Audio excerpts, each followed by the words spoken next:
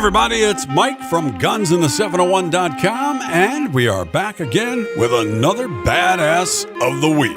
We pick a name out of history, go into detail on the badass things they did so that their memory will always be recorded. Ahead of time on this one, there's a lot of Slavic pronunciations, and I am not very good at the Slavic pronunciations, so I will try my very best. Witold Pilecki was born on the 13th of May, 1901 in the town of Oleniec, Karelia in the Russian Empire. He was a descendant of the Polish-speaking noble family, the Slachka of the Lelowa coat of arms. His ancestors had been deported to Russia from their home in Lithuania for participating in the January 63 to 64 uprising, for which a major part of their estate was confiscated. Witold was one of 5 children of Forest Inspector Julian Pilecki and Ludwika Anzaminska. In 1910, Witold moved with his mother and siblings to Vilnius to attend Polish school while his father remained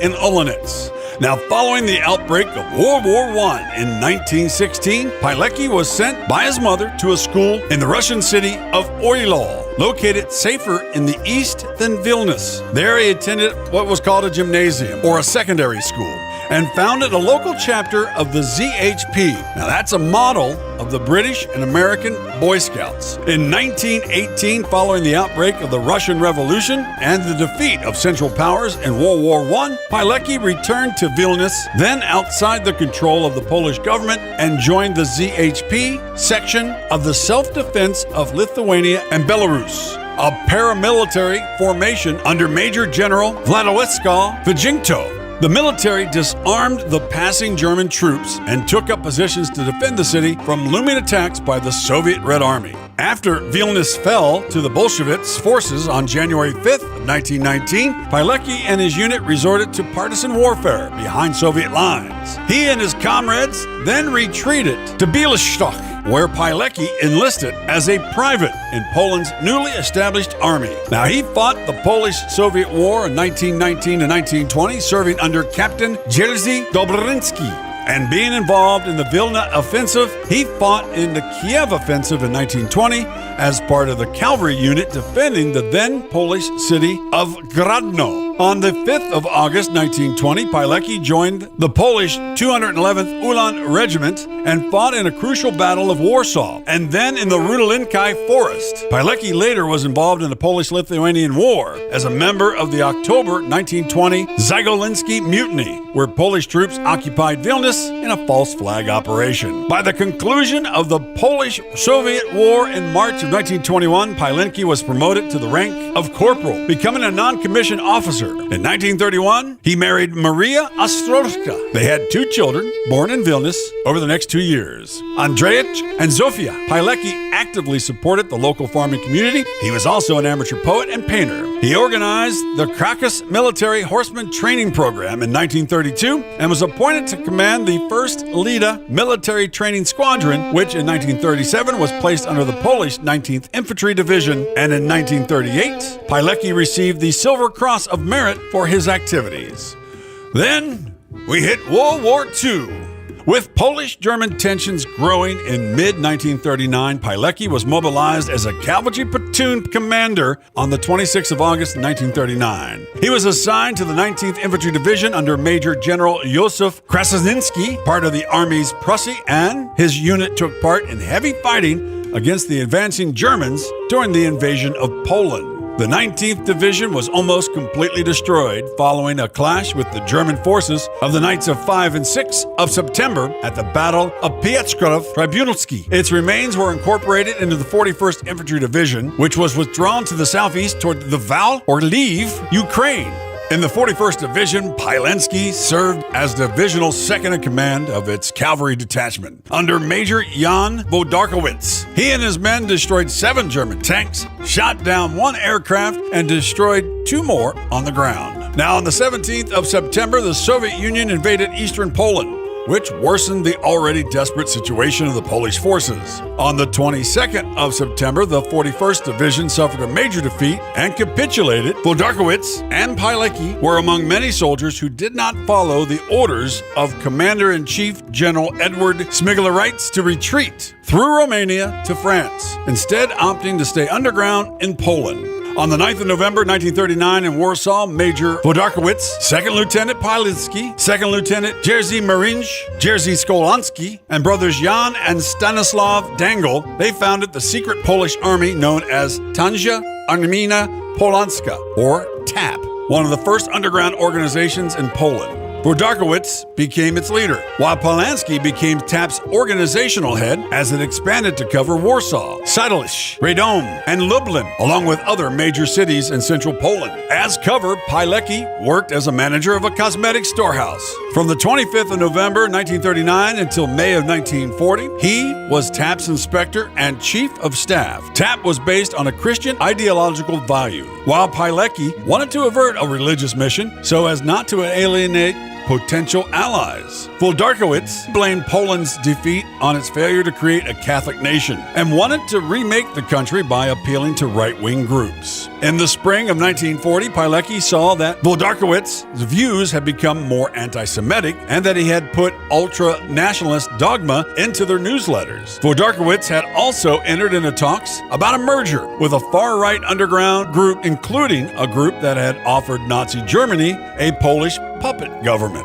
To stop him, Pilecki went to Colonel Stefan Rowiński, chief of the rival resistance group, the Union of Armed Struggle, and they were abbreviated as ZWZ, which called for equal rights for Jews and others, gathered intelligence on German atrocities, and delivered it by courier to the Western Allies in an attempt to gain their involvement. The ZWZ had alerted the Polish government in exile that the Germans were inciting Polish hatred against the Jews and others, and that this might lead to the rise of a Polish Quinzling, or ethnic cleansing. Pilecki called for TAP to submit to Rowiński's authority, but Włodarkowicz refused and issued a manifesto that the future Poland had to be Christian based on national identity, and those who opposed the idea should be, quote, removed from our lands, unquote. Pilecki refused to swear a proposed oath. In August, Włodarkowicz announced at a TAP meeting that they would, after all, join the mainstream underground with Rowiński, and that it had been proposed that Pilecki should infiltrate the Auschwitz concentration camp. Little was known about how the Germans ran the new camp, which was thought to be an internment camp or large prison, rather than the death camp it's known for. Purporting to explain how Pilecki actually found himself in Auschwitz, he put himself in the apartment of Ilornia Orlowska during a building search. Afterwards, along with 1,705 other prisoners, between the 21st and 22nd of September, Pilecki reached the Auschwitz concentration camp under the name of Serafinsky, a name of someone he thought was dead, and he assumed his identity. He was assigned prisoner number 4859. While in various slave labor and surviving pneumonia at Auschwitz, Pilecki organized an underground military organizational union, the Zajwak Organizacji Wojskowej, otherwise known as ZOW. Its tasks were to improve the morale of the inmates, provide news from outside the camps, distribute extra food and clothing to its members, set up intelligence networks, and train detachments to take over the camp in the event of a relief attack. Now, ZOW was organized as secret cells, each a 5-member group. Over time, many smaller underground organizations at Auschwitz eventually merged with ZOW. As part of his duties, Pilecki secretly drew up reports and sent them to the Home Army headquarters with the help of inmates that had been released or escaped. Now, the first dispatches, delivered in October 1940, described the camp and the ongoing extermination of inmates via starvation and brutal punishments. It was used as the basis of a Home Army report on the terror and lawlessness of the occupiers. Further dispatches of Pilecki's were likewise smuggled out by individuals who managed to escape from Auschwitz. The report's purpose may have been to get the Home Army Command's permission for ZOW to stage an uprising to liberate the camp. However, no such response came from the Home Army. In 1942, Pilecki's resistance movement was also using a homemade radio transmitter to broadcast details on the number of arrivals and deaths in the camp and the conditions of the inmates. The secret radio station was built over 7 months using smuggled parts. It broadcast from the camp until the autumn of 1942, when it was dismantled by Pilecki's men after concerns that the Germans might discover its location because of, quote, one of our fellow big mouths, unquote. The information provided by Pilecki was principal source of intelligence on Auschwitz for the Western Allies. Pilecki hoped that either the Allies would drop arms or troops into the camp, or that the Home Army would organize an assault on it from the outside. The camp's Gestapo under SS Untersturmführer Maximilian Grabner redoubled its efforts to ferret out Zao members, killing many of them. To avoid the worst outcome, Pilecki decided to break out of the camp with the hopes of convincing Home Army leaders that a rescue attempt was a valid option. On the night of the 27th of April, 1943, Pilecki was assigned to a night shift at a camp bakery outside the fence, and he and 2 comrades managed to force open a metal door, overpower a guard, cut the telephone line, and escape outside the camp perimeter. They left the SS guard in the woodshed, barricaded from the outside. Before escaping, they cut the alarm wire. They headed east, and after several hours crossed into the general government, taking with them documents stolen from the Germans. The men fled on foot to the village of Alvelnia, where they were helped by a priest, and then on to Tynis, where locals assisted them. Later, they reached the Polish resistance safe house near Bochnia. At one point during the journey, German soldiers attempted to stop Pilecki, firing at him as he fled. Several bullets passed through his clothing, while one wounded him without hitting either bone or vital organ. After several days as fugitives, Pilecki made contact with units of the Home Army. In June 1943, in Nowy Winsk, Pilecki drafted a report on the situation in Auschwitz. It was buried at the farm where he was staying and was only revealed after his death. In August 1943, back in Warsaw, Pilecki started preparing Witold's Report, or Report W, which focused on the Auschwitz underground. It covered 3 main topics: Zao and its members, Pilecki's experiences, and the extermination of prisoners, including Jews. Pilecki's intent in writing it was to persuade the Home Army to liberate the camp's prisoners. However, once again, the Home Army command judged such an attack would be a failure. The Soviet Red Army, despite being within attacking distance of the camp, showed no interest in a joint effort with the Home Army and Zao to free it. Shortly after rejoining the resistance, Pilecki became a member of the Kedwa Sabotage Unit, using the pseudonym Roman Jerinsky. He also joined a secret anti-communist organization, the Nye. On the 19th of February 1944, he was promoted to cavalry captain. Pilecki continued coordinating Zao and Home Army activities and providing Zao with what limited support he could. In Auschwitz, Pilecki had met an author, Igor Nuverly, whose Jewish wife Barbara was hiding in Warsaw. The Nuverlys had been working with Janusz Korczak to try to save Jewish lives. Pilecki gave Barbara money from the Polish resistance, which she passed on to several Jewish families whom she and her husband protected. He also gave her money to pay off her own blackmailer, who said he was Jewish and threatened to report her to the Gestapo unless she paid up. Well, that blackmailer disappeared, with the suspicion that it is likely that Witold arranged for his execution. And good riddance to that son of a bitch. Now, when the Warsaw Uprising broke out on August 1st, 1944, Pilecki volunteered for service with the Warszawska Company of the Chorlby No. 2 Battalion. Initially, he served as a common soldier in the northern city center without revealing his rank to his superiors. After many officers were killed in the early days of the uprising, Pilecki revealed his true identity and accepted command of the 1st Company deployed in Warsaw. After the fall of the uprising, which ended on the 2nd of October that year, he was captured and taken prisoner by the Germans. He was sent to Ofslag 7A, a prison of war camp for Polish officers, located north of Murnau, Bavaria, where he remained until the prisoners were liberated on the 29th of April, 1945. In July 1945, Pilecki joined the Military Intelligence Division of the Polish II Corps, under Lieutenant General Władysław Anders in Ancona, Italy. In October 1945, as relations between the government in exile and the Soviet-backed regime of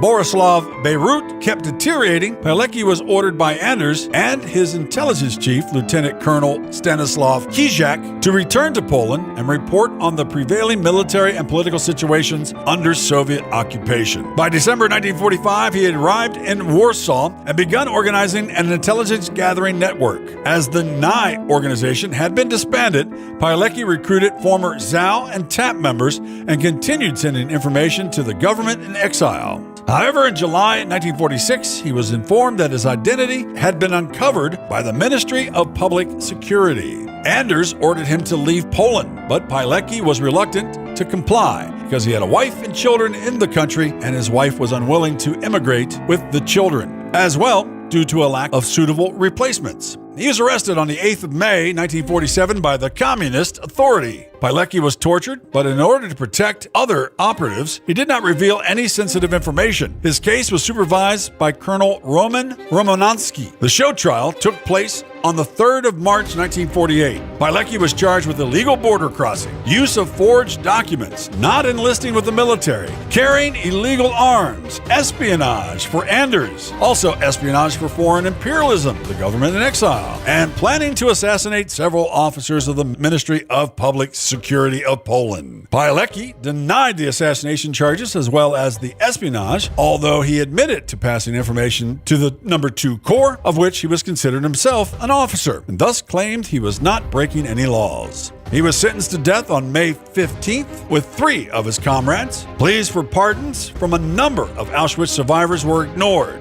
Pilecki was executed by Pietrov Smintansky with a shot to the back of the head at the Makatow prison in Warsaw. Pilecki's burial place has never been found, though it is thought to be in the Warsaw Palawansky Cemetery. A monument to Pilecki is in Warsaw. In 2012, Pilecki's Auschwitz diaries were translated into English by Garolinsky and published under the title The Auschwitz Volunteer Beyond Bravery. Also, Poland's chief rabbi, Michael Shrudich, he wrote the foreword to the 2012 English translation of Pilecki's report, and quote, "When God created the human being, God had in mind that we should all be like Captain Witold Pilecki of blessed memory," unquote.